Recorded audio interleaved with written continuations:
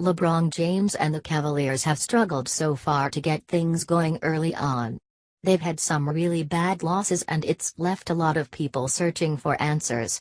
While this likely isn't a complete answer, it's possible that a less than stellar training camp had something to do with it. James was battling an ankle injury throughout preseason and training camp.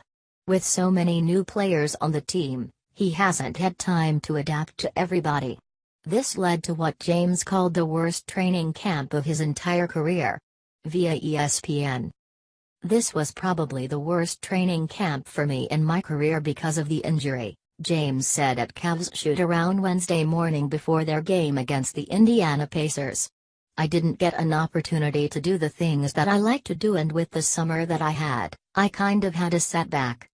Training camp has always been like my favorite point in the season." It sounds weird, but to be able to get back into it, get the team going, having that camaraderie, getting back on the floor, getting that system back in place, James said.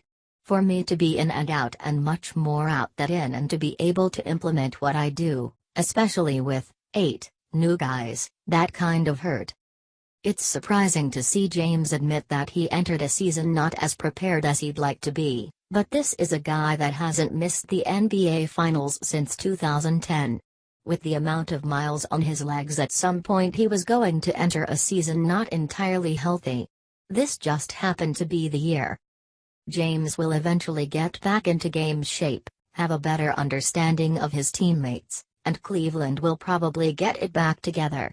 It's truly rare though to see a moment of mortality from such a great player.